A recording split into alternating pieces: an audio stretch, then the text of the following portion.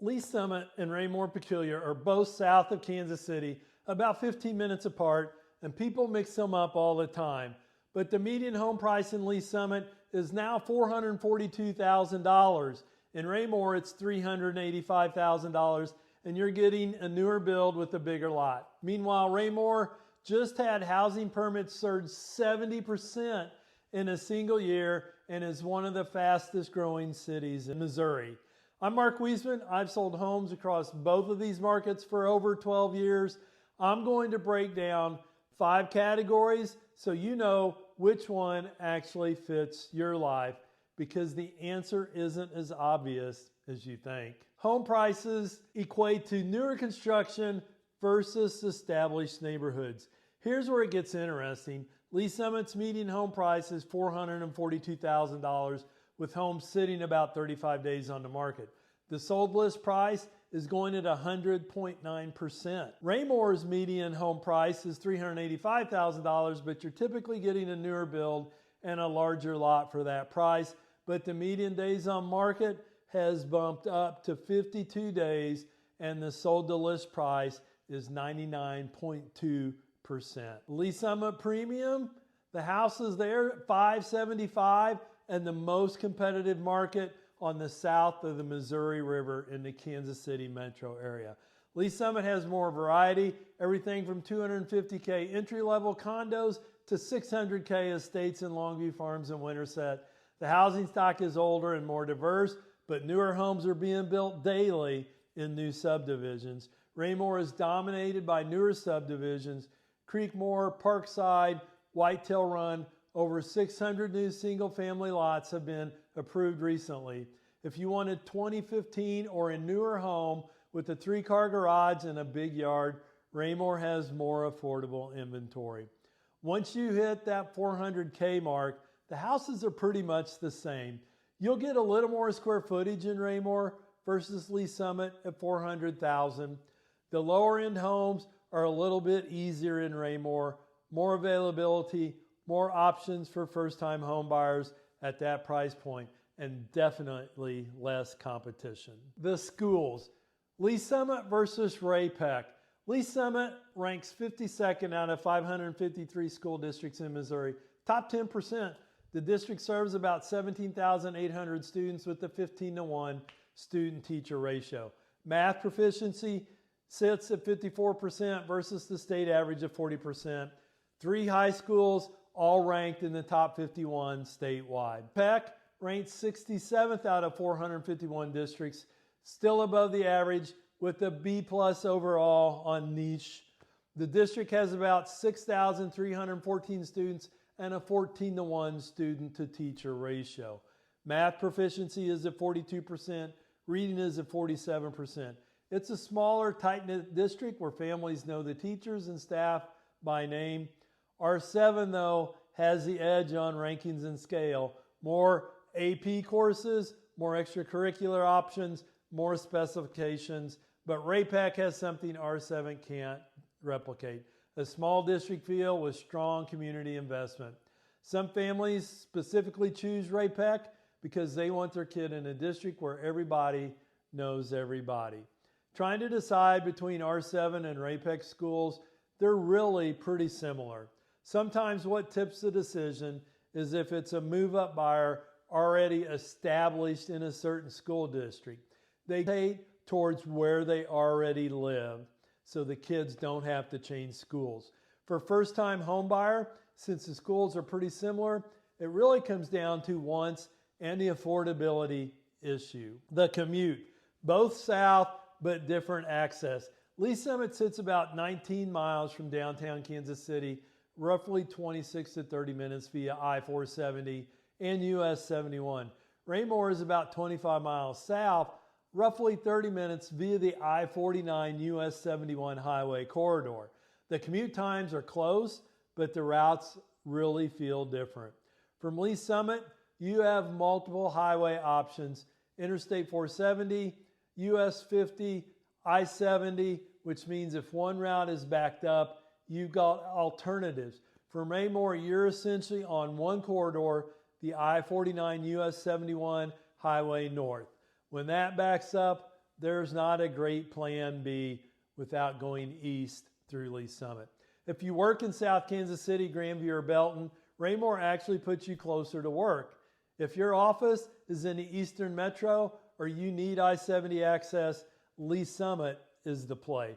The big difference on the commute to downtown is Raymore really only has that one option, 71 Highway, or Interstate 49 as it's been renamed. It runs straight into downtown, but it also has some stoplights on it. Lee Summit, you have options. You can take 71 Highway, or you can go down to I-70, or you can take Interstate 435 to I-70 as well. Growth, $1.4 billion versus the fastest growing city in Missouri. Lee Summit has over $1.4 billion in active development.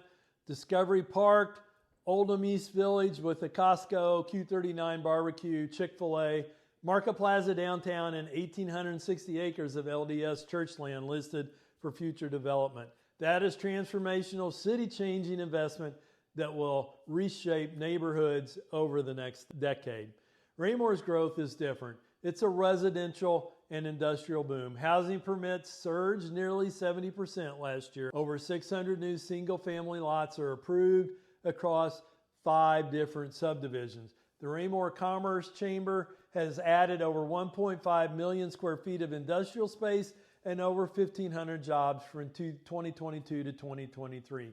Raymore was the fastest growing city in Missouri and 66th fastest nationally, growing 47% in the year. The bottom line, Lee Summit's growth is consumer-facing retail, dining, mixed use, which directly affects property values. Raymore's growth is residential expansion, job creation, which means rooftops and more demand.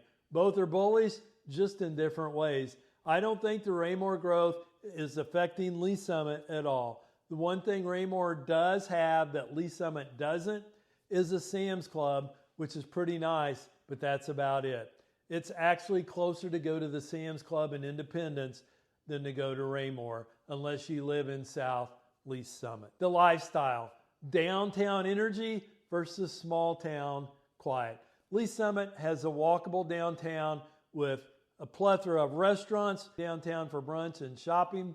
Lee Summit wins.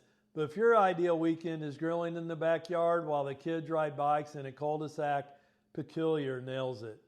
Raymore, farmers market, live music, breweries, and seasonal events. Legacy Park has a 22-acre lake, community pool, and a sports complex. Ray-Tree Lake has water skiing.